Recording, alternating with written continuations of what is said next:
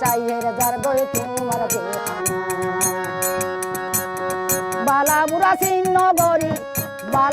সিন্ন গরি তুই গিয়া গই মর ফেলি ভাই মর ফেলি পাতারা দিলাম শীতে ভাই তল ওই রমল হালে কেরে শীতে মান দিলি শোনা নাই বলি রমল হালে কেরে শীতে ভাই মান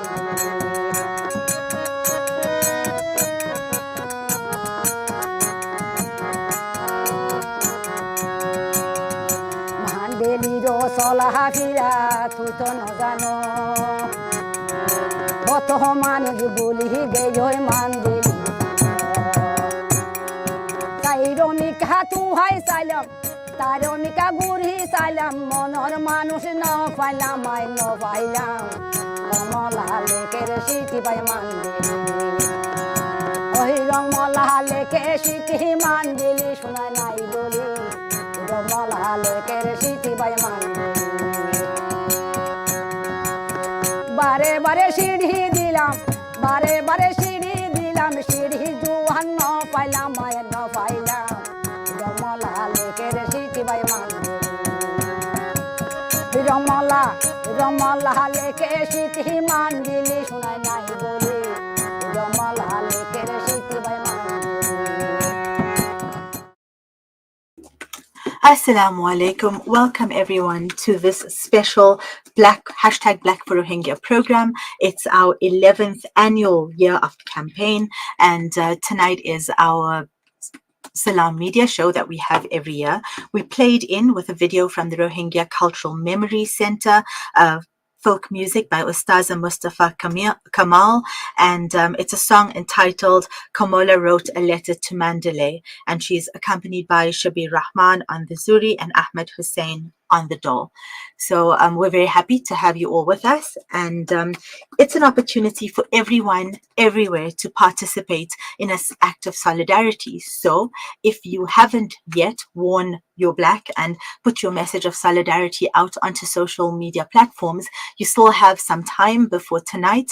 And if the only social media or the platform you have is your family WhatsApp group, then we hope that you're going to use that one well.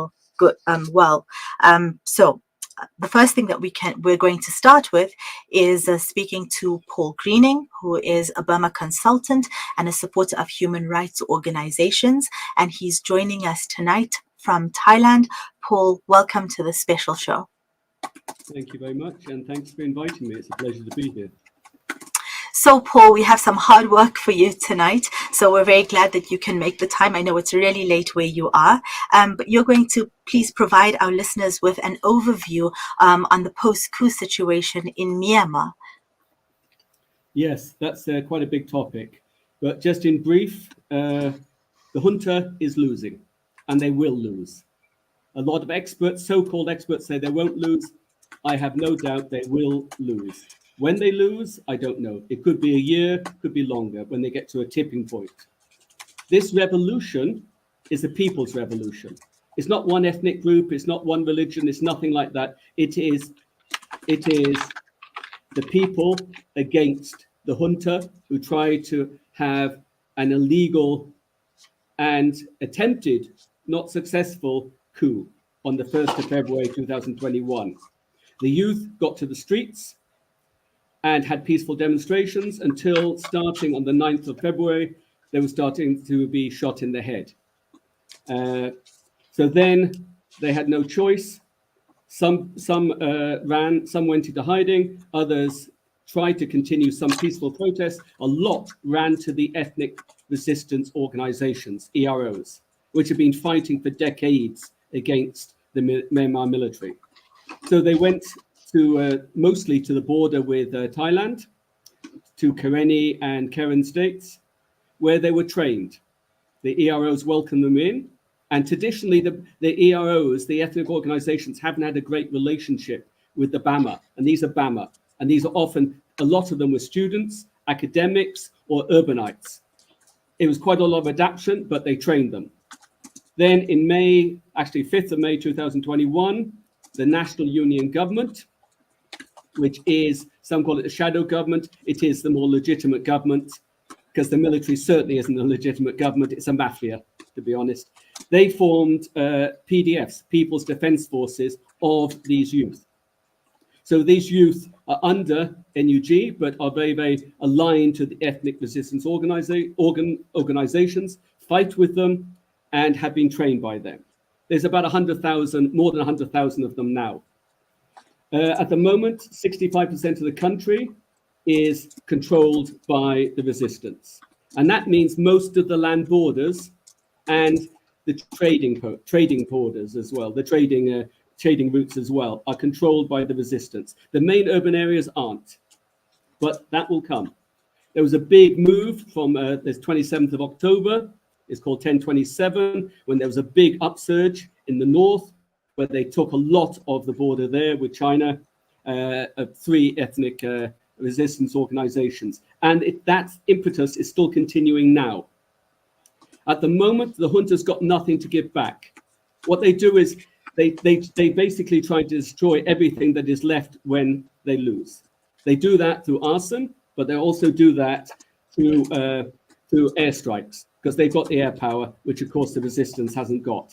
So there is retaliatory arson and airstrikes that they use to do that. Now, the humanitarian situation because of this, although the revolution is winning, and we're glad about that, there's 3 million plus internally displaced people, IDPs in Myanmar. And there's about 18 million, over a third of the population that is food insecure, basically they're living in shelters, they haven't got food, water, and certainly not medicine as well.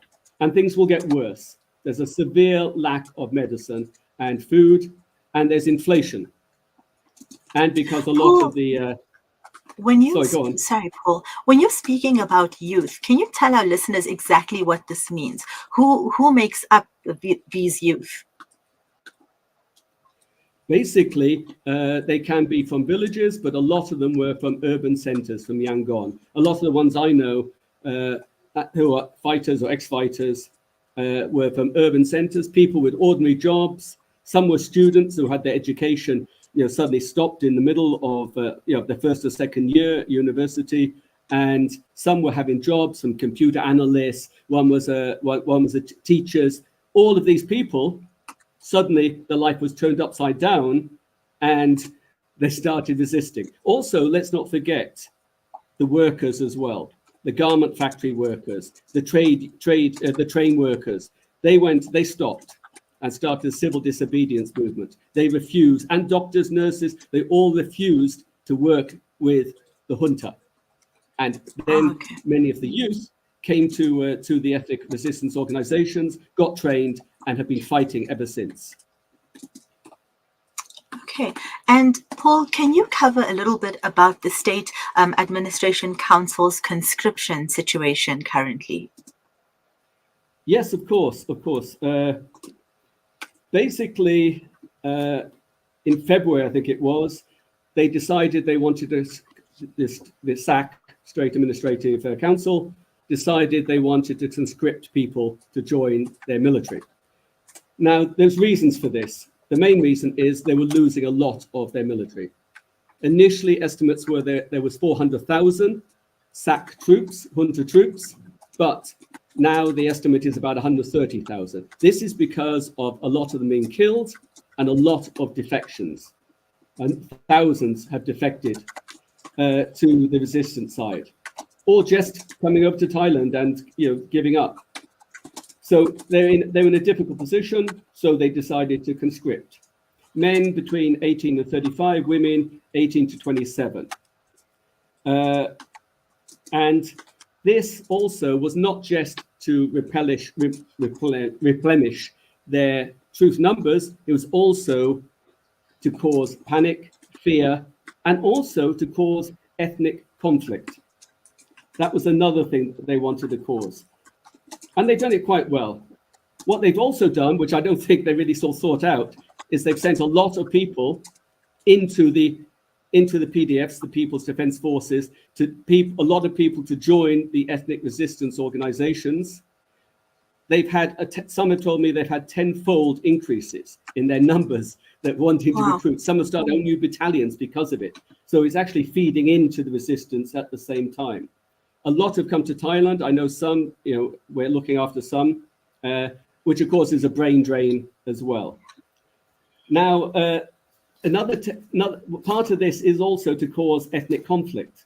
And this is where we come to Arakan.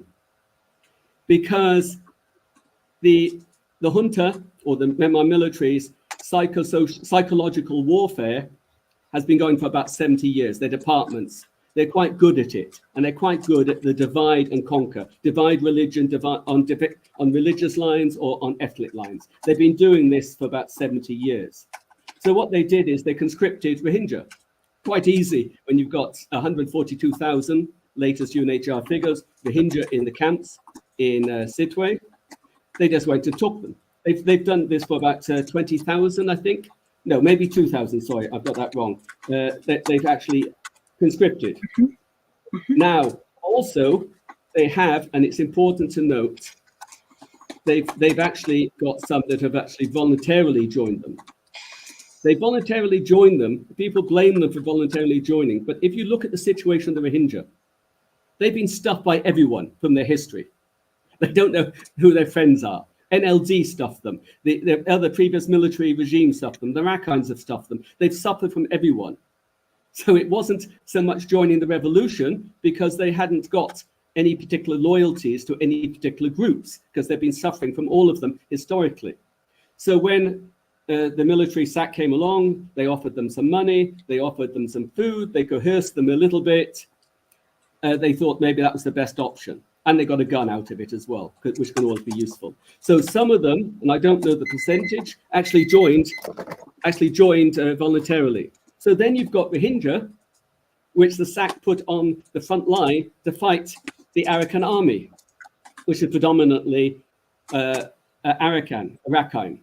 So immediately they caused that conflict. And then that hasn't been helped by the AA leadership, which has made some stupid tweets, to be honest. Not what you would expect from what was an admired leader. And there seems to be this typical communal blame. So some Rohingya have joined, some have actually been forced, and it seems to be that the Rohingya generally, by some of the AA, we don't know if it came from the top, but certainly these ground soldiers have acted in a way which is a war crime. I've heard from good sources from humanitarian workers in Butidong that it was AA arson that burnt Butidong and the villages. This was revenge, communal revenge, because they were fighting Rohingya, which SAC had deliberately put on the front line to fight them. So SAC wins again in this, and people play into this. And then the whole narrative, diatribe, gets built up. And all over social media, you've got mostly diaspora shouting about it and calling the Arakan army, criticizing them, for genocide. It is not genocide. They need to be held to account for war crimes, definitely. They need to have pressure on them. They need to be monitored. There needs to be independent investigations. But there's a vast difference between the Arakan army and the military. A vast difference. Military have already tried to commit genocide in 2017. Well, did commit genocide in 2017. I was in Sittwe at the time, just before it started, and right through that period of time.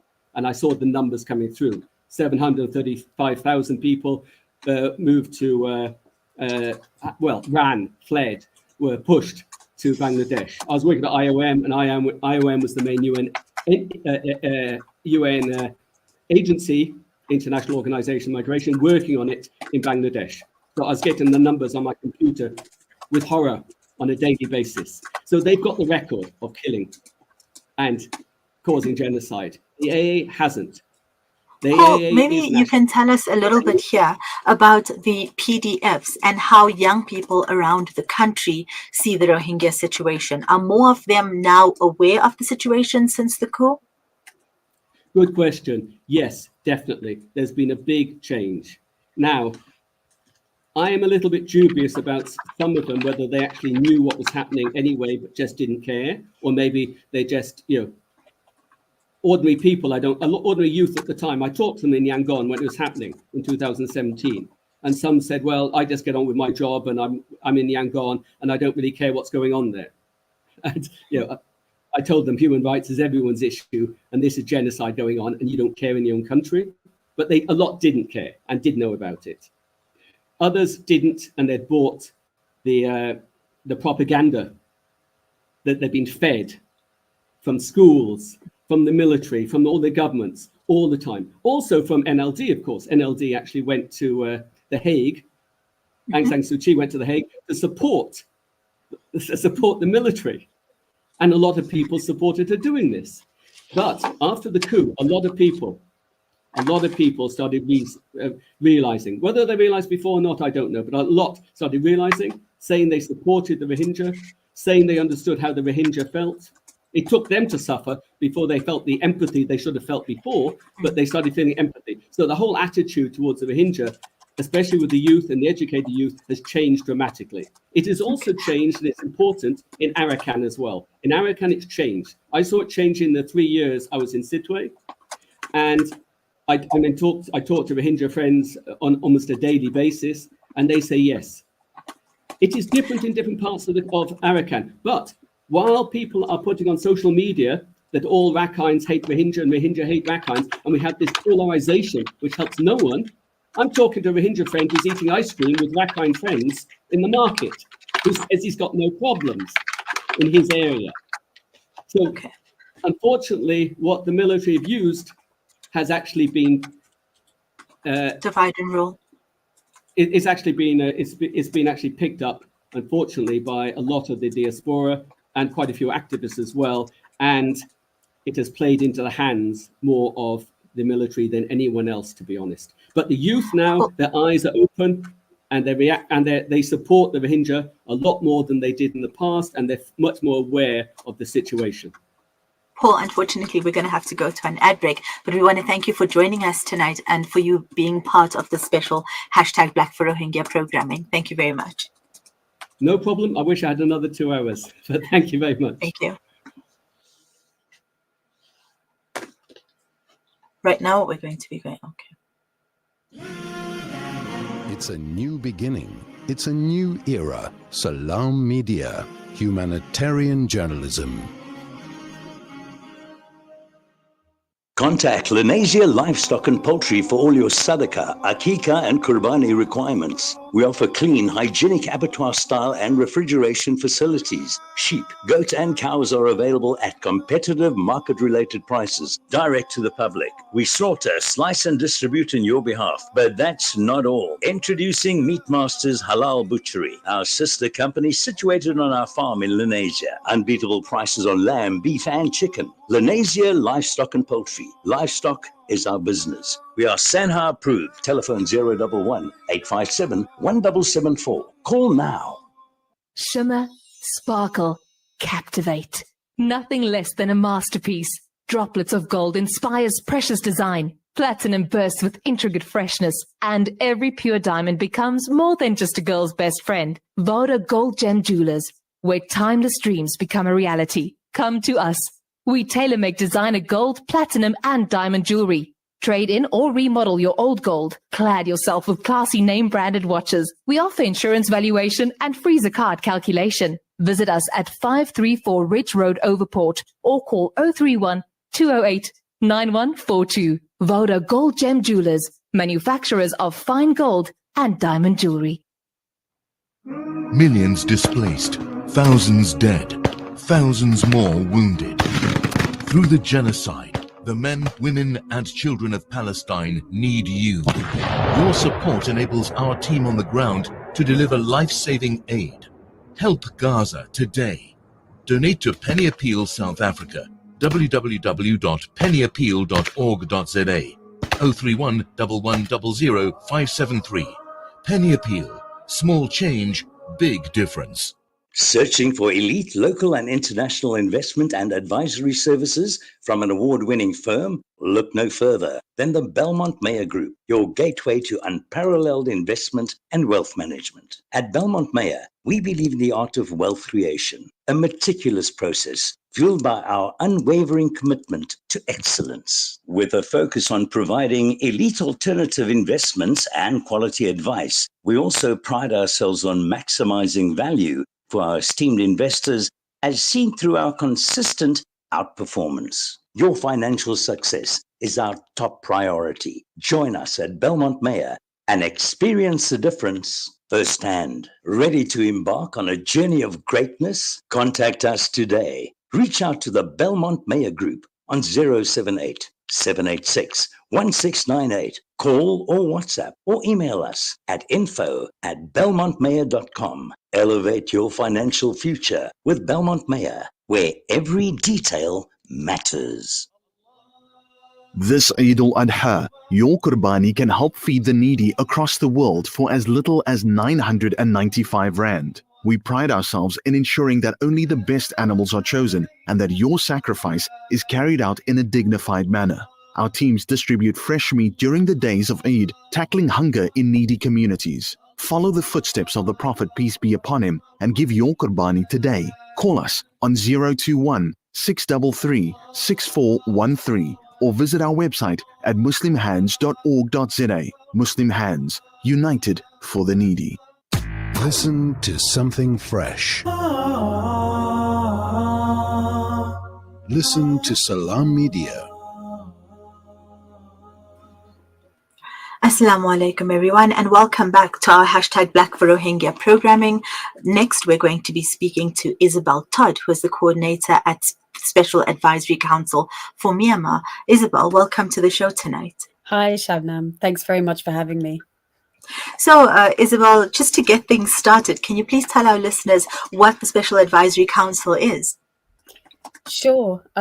SACEM, as we call ourselves, we're a very small independent organisation that was formed in 2021 in response to the coup in Myanmar that Paul was just talking about. But I'll just give you a little bit of background because I think it's relevant to the discussion today. The idea for SACEM actually predated 2021 by a few years.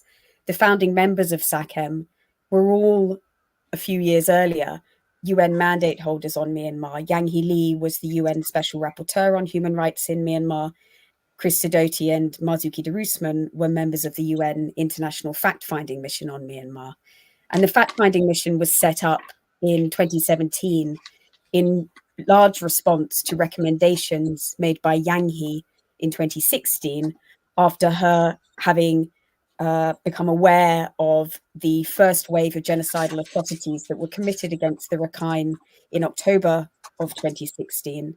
The fact-finding mission was set up to investigate the allegations of grave human rights violations and violations of international law in Myanmar. And then, of course, there was the much larger second wave of genocidal atrocities beginning in August 2017. So SACEM was really formed as a response to those events. The fact-finding mission ran for 2 years, and at the end of their investigation, they concluded that war crimes, crimes against humanity, and possible genocide had taken place in the context of the military's operations against the Rohingya, and they recommended that the leaders of the military be investigated and prosecuted for those crimes in international courts as soon as possible, because the sense was that until there was justice and accountability for what had occurred, and as long as impunity prevailed, the cycles of violence would not only continue, but likely get worse. So SACEM formed to really continue the public advocacy work that began in those days and try and drive those recommendations forwards and see that leaders of the military and others responsible for international crimes in Myanmar are held to account. Okay, so Isabel, the next thing I wanted to ask you is a lot of activists, have said that the UN has just not done enough from day one when it came to Myanmar and interventions they could have possibly taken. How do you describe the UN's work in Myanmar? Right. Our assessment of this is that the UN has absolutely failed the people of Myanmar. What that assessment means is slightly different depending on which parts of the UN system we're looking at. We produced a paper last year looking across the system, looking at the UN member states and the UN bodies, looking at the UN country team, which has quite a large presence in Myanmar, and also looking at the UN Secretariat and the Secretary General. We found that there had been failures, and there were ongoing failures across all of those three pillars of the international system. And I would say that many of those failures, again, predate this current period of revolution, the post-coup period, and go back all the way, including to the precursor years to the genocidal atrocities in 2016 and 2017, when warning signs weren't acted on, human rights concerns were downplayed, and unfortunately, the terrible events that we saw unfolded unmitigated. Okay, and can you also tell us a little bit more about the three cuts strategy your organization is proposing? Yes, so the three cuts are cut the cash, cut the weapons, cut the impunity. It's a bit of a play on words because the Myanmar military has for many years employed a mode of conducting operations, a strategy called the four cuts against civilians. Yes. And those that it's targeting. So we took that and we created the three cuts, and they're drawn entirely from existing obligations that the international community already has and already should be implementing in response to serious violations of international law, such as are and have been taking place in Myanmar for many years. So very briefly, what we want to see when we say cut the cash, we want to see targeted financial and economic sanctions imposed on the military and companies that are owned or controlled by the military. We want to see comprehensive arms embargoes on all transfers of arms to the military with mechanisms to monitor and enforce those. And finally, we want to cut the impunity. So we want to see those that are most responsible for the worst crimes that are taking place in Myanmar brought to justice in international courts. Ideally, that would happen in domestic courts inside Myanmar. We don't see conditions as being conducive to that at the moment. So that needs to happen through the international system. Those are the three cuts. And Isabel, the jet fuel sanctions, have those at all been effective? Because some states have sanctioned the sale of jet fuel to Myanmar. Can you share anything about this with the listeners? Yes, this is a really important campaign, and it's something that we have pushed for the Human Rights Council and other bodies within the UN to include in their resolutions that they pass on Myanmar to strengthen the political pressure around this. It's important because, again, as Paul described, the military is able to use its access to air power, which resistance actors do not have. I think that the sanctions have been partially effective, as with any of these sanctions, unless they are globally implemented and enforced, there are going to be ways around them. So it's been effective. It's an important campaign, but more work needs to be done, and we need to continue pushing and continue talking about it. Okay, and SACEM has been calling for the special tribunal for Myanmar. What will that look like?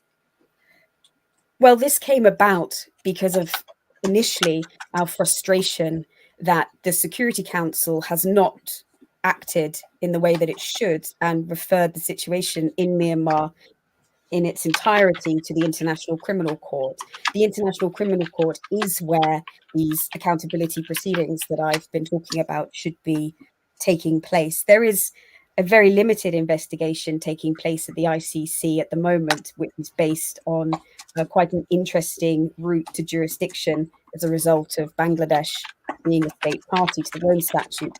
However, as I say, that's extremely limited. We've been calling for the Security Council or state parties to the Rome Statute to refer the situation in Myanmar to the ICC for years. It hasn't happened, so we have to look at alternatives. And that's why we're talking about a special tribunal for Myanmar. There are various ways in which that could be established. Some of those are based on precedent. Some of those would be creating new precedents.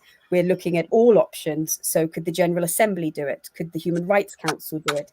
Could a separate group of states entirely outside of the UN system establish a treaty that in turn established a court for Myanmar? We have to keep looking at all available options because people in the country can't wait for justice to be delivered. So we have to find ways forward now. Okay, and Isabel, the last question I have for you is, why do you think advocacy and solidarity efforts like #Black for Rohingya, like your 3-cut strategy are important? Well, for all the reasons really that I gave for our motivation behind creating SACM, we could see very clearly the case for the international system to be mobilized on the basis of the principles that it says it's supposed to stand for, to respond to what has happened and what is happening in Myanmar. But of course, without the political will and without the pressure to generate that political will, we felt it was probably unlikely that the international system was going to work in that way. So that's why we came together as SACM, and that's why campaigns like this are so important, to keep that visibility, to maintain the pressure, and to keep the situation for Rohingya and for people in Myanmar generally as high on the international agenda as possible. Okay, well, Isabel, I want to thank you very much for joining us on our #Black for Rohingya programming. And we wish you all the best with your campaigns in the future and for SACM's work. And it's very important work out there. We're now going to go to an ad break, and I want to thank you one more time for joining us tonight. Thank you so much, Shabnam. Thank you.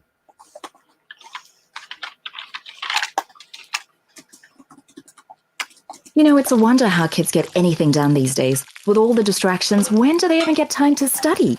As a mother, all I can really do is make sure they have all they need to perform at their best. That's why I choose to include Sunfoil, triple refined pure sunflower oil with every meal I make. Naturally cholesterol-free and approved by the Heart and Stroke Foundation as part of a balanced eating plan. So whether I'm cooking, frying or baking, I know every dish will be a wholesome one. Sunfoil, now we're cooking.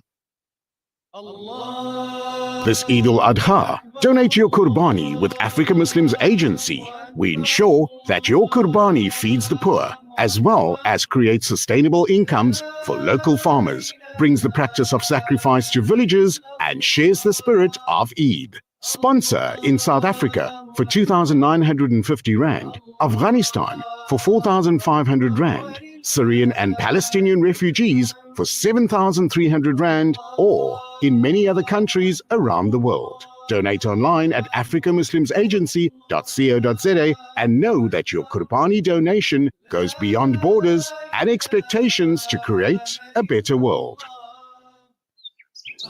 When the perfect blend of stylish decor, exquisite halal cuisine, and warm hospitality come together, it could only mean Al Bayt Lodge, your true home away from home. Al Bayt is the ideal heaven for families, business people, and tourists, with its 4-star family rooms and other luxurious facilities. Conveniently situated close to Port Elizabeth Airport, the beach, and other amenities, your stay will be truly unforgettable, as you'll be taking home lasting memories of the warm hospitality, the serenity and tranquility that Al Bayt has to offer.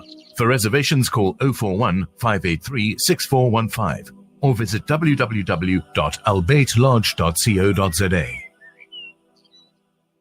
Yasin Badat Financial Advisory. Are your financial goals feeling out of reach? Yasin Badat Financial Advisory is here to turn your aspirations into achievements. Our dedicated team, armed with a history of success, is ready to guide you through the complex nature of financial and investment planning. Whether you're a seasoned investor or new to the game, our personalized solutions cater to your unique goals and risk appetite. Trust in our commitment to transparency, integrity, and excellence. Ready to unlock a world of financial freedom?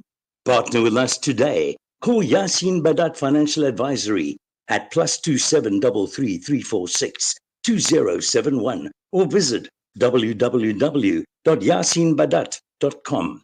Yasin Badat Financial Advisory, guiding you to financial success. Hey, Gulam. Yeah? Did I return your lawnmower last month? No, bhai, you didn't. Oh, no. Now what'll I do? I wanted to borrow it again, man. With Rendry Jewelers, you won't have to borrow or lend because the prices are so well trimmed on all gold and diamond jewelry. Alternatively, we could remake your old jewelry into a brilliant new design. Visit Rendry Jewelers at 151 Stevens Lamini Road, Musgrave, Durban. Rendry Jewelers, the family name you can trust. Maulana Timol will once again be taking a trip abroad for Qurbani. Many people in the villages live well below the poverty line and only eat meat on the days of Eid al-Adha. Support this cause at 2,030 Rand for 7 shares or 290 Rand per share. Contact Maulana Timol, Maulana Sajjad, Maulana Hamad or Maulana Abbad on 011-852-6324 or 082-368-6866 or 072-697-0131. All slaughtering will be supervised by a team of foreign and local ulama. Visit www.operationqurbani.org.za. Listen to something fresh. Listen to Salam Media.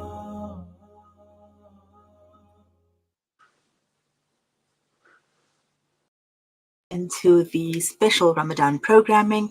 Right now, we're going to speak to Asif Amin Tibet Bakwal, and he is from Black Sheep, which is Kashmir's exclusive creative communications agency. He is also the person responsible for our annual campaign. Asif, welcome to the show. Hello. Can you hear us? Can you hear me? Yes, we can. We can hear you. So, Asif, let's get right into it. Tell us what process your team uses to put together our campaign.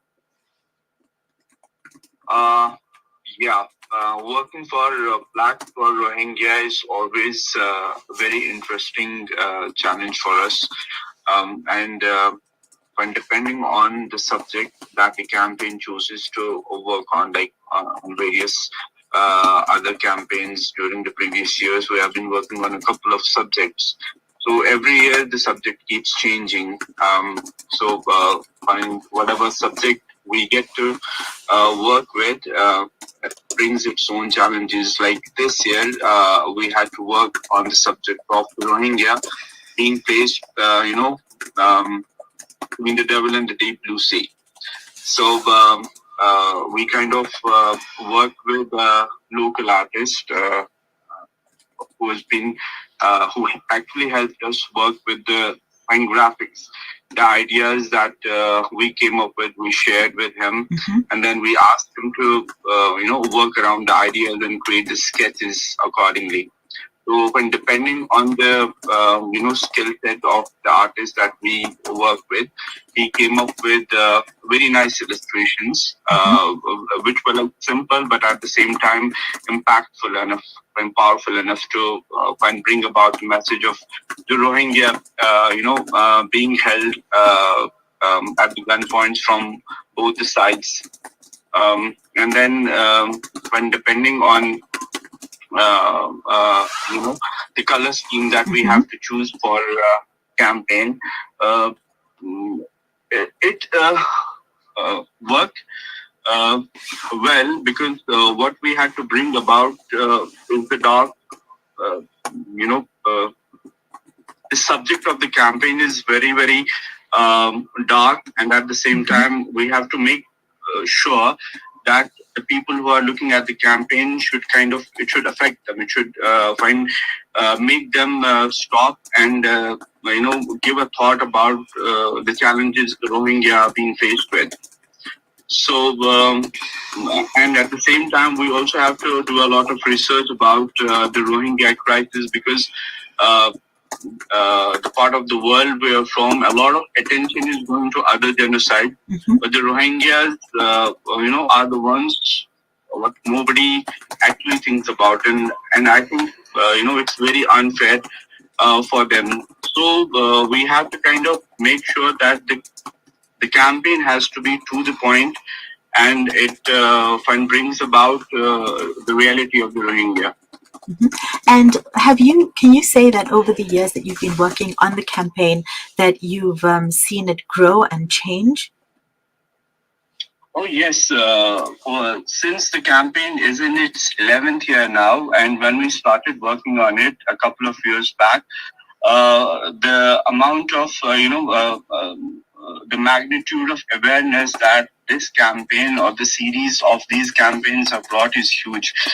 We can see a lot of people are engaging at various platforms, and, they have been asking about the people who used to know about Rohingya a couple of years back. I think the base of the people who are actually interested in Rohingya has grown manifold. Okay, and what has the response been from your peers or other creatives? What are they saying about these campaigns? Oh, yes. Whenever I share my campaign with my peers and with my contacts, there's a lot of positive response from there, and they want to know more about it. And they go to the Rohingya website and they try to get more and more information about the campaign, and they keep asking that if there's anything they could, help with about the campaign, or to, apart from sharing the posts and sharing the campaign with their contacts. Well, Asif, we want to thank you for your work and your team's work. You're always bringing us something fresh and creative. It's always exactly what we need. So keep up the good work. And from all of us, thank you very much for your contribution to #BlackForRohingya. Thank you. Thank you so much for having me here. All right, listeners, so you heard it. That is the lead of our campaign creatively. The other thing we have is a message from Mayu Khan. And Mayu Khan is the Rohingya artist. It's the first time that we've worked with a Rohingya artist. And he typed a message because, as you know, the connection in the camp is not always good, and it's hard to always get a proper network. So this is what he wrote. I'm just going to read it for you. The Rohingyas are a distinct ethnic group in Arakan state with a rich culture, and another current identity of the Rohingya is one of the most oppressed ethnic groups in the world. I am an artist and a cultural activist born from that oppressed community. Our culture has long been viciously targeted by the Myanmar government as part of a campaign of ethnic cleansing against us. The Myanmar government is brutally implementing their many horrible plans to wipe out our culture. They have also carefully implemented their actions so that the world does not know about the torture that is being done to us.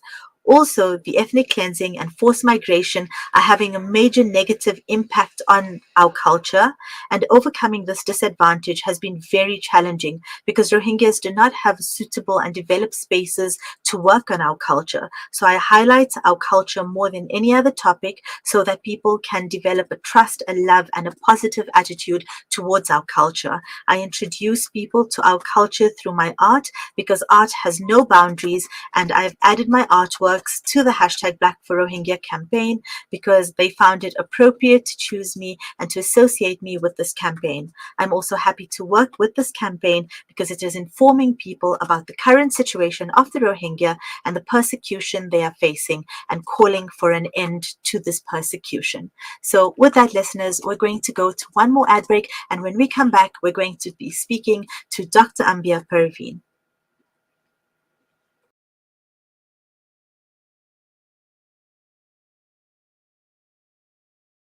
Taking a trip abroad for Qurbani. Many people in the villages live well below the poverty line and only eat meat on the days of Eid al-Adha. Support this cause at 2,030 Rand for 7 shares or 290 Rand per share. Contact Maulana Timol, Maulana Sajjad, Maulana Hamad or Maulana Abbad on 011-852-6324 or 082-368-6866 or 072-697-0131. All slaughtering will be supervised by a team of foreign and local ulama. Visit www.operationqurbani.org.za.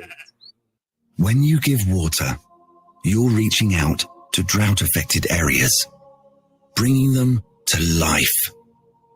Fresh water to drink, to clean, and to grow. That's the power of water. Donate now to Islamic Relief.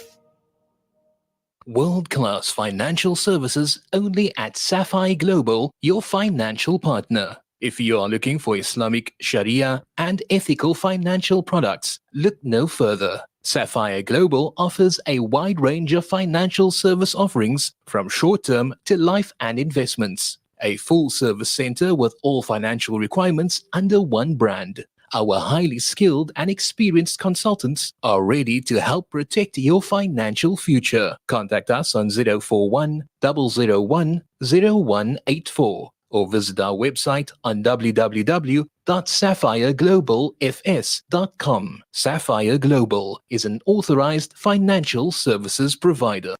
Discover the Africa of your dreams and surround yourself with her spectacular beauty. Relax beneath her serene sunsets and explore wildlife at its natural best. It's where the pride of Africa comes together. The Kwantu Private Game Reserve. Get to know the Big Five or cruise on an elephant safari game drive. Interact with lion and tiger cubs and enjoy world-class halal cuisine while we pamper you during your 5-star stay. Indulge in the true African experience. For reservations, call now on 042 203 1400 or visit kwantu.co.za.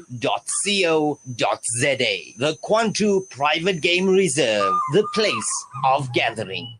Valley's Motor Spares. We supply motor spares and accessories for all makes and models of motor cars, LDVs, bakkies, trucks, and earth-moving equipment. We deliver on time, every time. Please contact us via WhatsApp on 014-592-0925 or call 014-592-0925 or visit 28 Zenderling Street, Rustenburg. Remember the name, Valley's Motor Spares. My journey began around 2015. I decided to apply for the Hajj. I got my calling, say around about January. Yeah, I was extremely happy, you know. It's just an amazing experience. I can't believe that I'm here. I haven't been to the Holy Land. It's quite a beautiful experience. First of all, I landed in Medina. It's an amazing place, Medina. Something so special. You just hear these beautiful stories about our Prophet Sallallahu Alaihi Wasallam. Join us every morning at 9:30 a.m. Central African Time for Hajj Diaries 2024 on Salam Media. Immerse yourself in the profound journey of Hajj through our daily 10-minute feature filled with spiritual reflections, cherished Hajj moments, and uplifting messages from pilgrims. Receive valuable tips and insights directly from the sacred lands of Mecca and Medina and experience life crossovers to the Holy Lands. Stay connected to the ultimate pilgrimage no matter where you are with Salam Media's on-air and online coverage. Embrace the spirit of Hajj from the comfort of your home and let your soul soar on the sacred journey.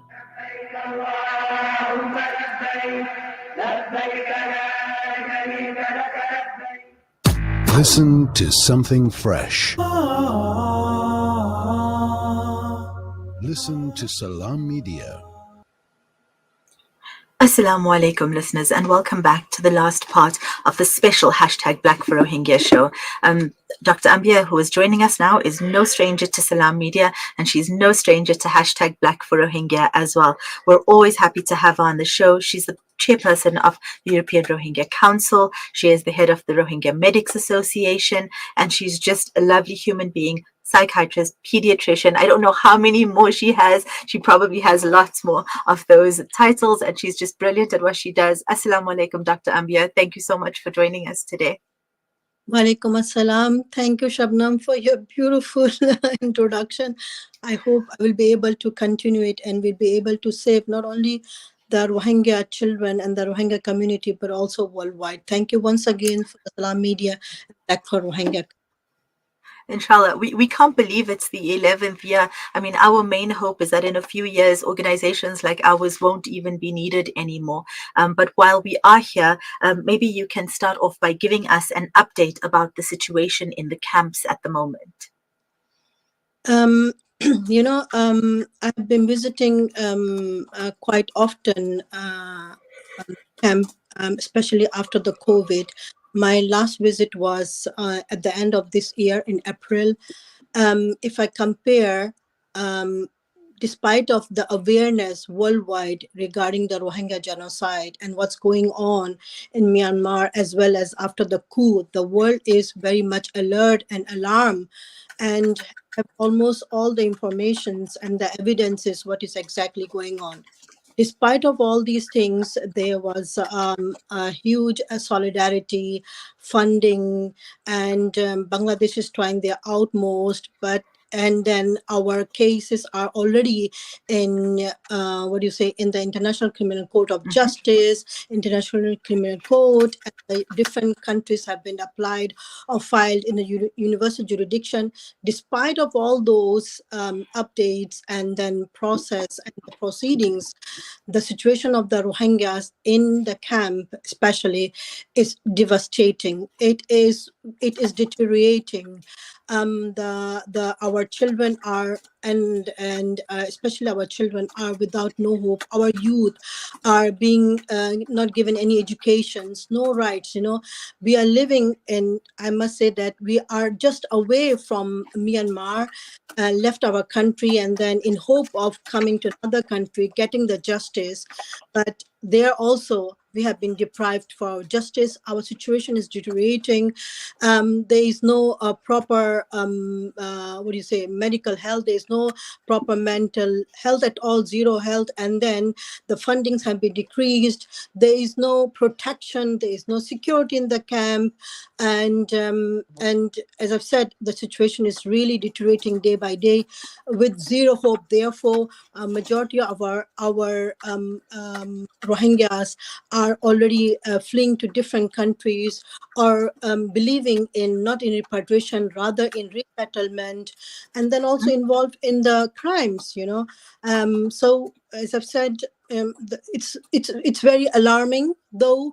The situation on the other side, as you have seen and heard in Myanmar, that violences, those waves of violences and the atrocities happening in that in our homeland against the Rohingya, where the genocide is still continuing, and they are answering through their blood, through their physically been abused, raped, and then killed. And seeing those people, seeing our community, our Rohingyas disappearing, and then the military and the Arkan army, what they are doing to wipe us completely out of the country. And though you don't see our bleedings, naked eyes, but we are on the morally and mentally, we are very much disturbed and dying innerly. Dr. Ambia, can you tell the listeners a little bit more about the reports that have been coming out of Rakhine State over the past few weeks? The reports coming from from Arkan, it's very, very alarming and also very worrying. The genocide is going on, but there is a worrying in that the extinction of Rohingyas from our homeland, from Arkan, is very, very much possible. As we all know, that there were only around 450 to 600 Rohingyas were living. Out of 125,000 were living in the IDP camps, and rest were in Mongdo, Butidong. And now the Butidong has been completely taken away by the Arkan army and the military. And the Arkan armies, they are using Rohingyas as the shields, as the human shields, and their both interests are the same, to completely wipe us out from our homeland and from our state Arakan. So Myanmar army has the interest to wipe us completely, and the Arkan army also using the same strategies, the same tools against the Rohingyas, so that the Rohingyas extinction happens in Myanmar. And with this can be very, very possible in the coming months or days, even I can say in the coming days, because now only the Mangdo is where the majority of the Rohingyas are still surviving, but there's a fight going on between the Myanmar army and military, and also the Arkan army and the Rakhines, where they both are using Rohingyas so that their interest, the policy, the strategy, the genocidal tools which existing in the Myanmar constitution brings the Rohingyas to extinction from their own homeland. Dr. Ambia, you're a mental health expert. What effect is watching this having on the 1 million Rohingya currently in the camps in Cox's Bazar? Tell us more about the re-traumatization and how they are reacting to what they are seeing. Shabnam, this is a very important question, and majority of the people, majority of us, the world, think that when somebody bleeds and you see the blood is coming out, or somebody has a fractured, somebody has bullets on his body, we think that is a suffering, that is something that they have been suffered, that is what atrocities means, that this person needs justice or attention, treatment. Whereas the Rohingyas living in the refugee camps in Bangladesh, they have been seeing their brothers and sisters been going through so much of atrocities in Arakan state. They are also bleeding, which cannot be seen. Therefore, we should not underestimate the pain, the mental harms that they have been going through, seeing their own community in Arakan. And on the other side also, we all have this hope that one day we will be able to return. By seeing those things, it says that we are losing our land. We will not be able to restore our citizenship. We will not be able to reclaim our lands. We will not be able to reclaim our homes, and then we will not be able to go back and repatriate and reconciliate in our country. So therefore, there is a huge burden and huge mental harm on the Rohingyas who are stuck up in Bangladesh and unable to help the ones their community are suffering in Arakan state. Dr. Ambia, we're almost out of time, but the last thing I want to ask you is, what does our solidarity mean to the survivors of genocide? What does campaigns like ours, like yours, what does this mean to the Rohingya? It means a lot. It means a lot, because Rohingyas are worldwide, are only 4 million Rohingyas worldwide living, out of which I said 350 to 600,000 living in the Arakan and over 1 million in Bangladesh. So, and then you see that after conflicts in the world, there are a lot of conflicts and a lot of things are going on, and people are diverted. The COVID came, then the Russian-Ukrainian war came, then the Palestinian-Israeli things came, and there's a funding issue, and people are diverted. Listeners, I'm not sure. We seem to have a technical issue there. We will try to get Dr. Ambia back. We're almost out of time. So usually we have Naysan joining us, but today at the last minute, he had something urgent that he had to go and deal with. So we hope to see him soon on air again. Of course, this year, the numbers are lower than we're used to. But of course, #Black for Rohingya is an opportunity to go and speak out against genocide. And if you haven't yet, we have a few more hours left today. Please do join the campaign. With the proliferation of genocides around the world, it's easy to feel overwhelmed. But this is precisely when we should be acting and when we should be speaking out. So please don't feel like there's nothing you can do. For every single one of us, whether that means educating the people around us, whether that means joining a campaign like ours, please do so.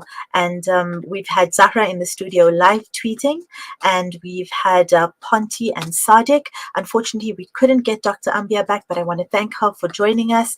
And we hope to see you next year again, participating in hashtag Black for Rohingya. Thank you to all the guests and to all the listeners. And thank you so much for being part of this with us. From myself, Shabnam Mayet, and Protect the Rohingya. Assalamu alaikum.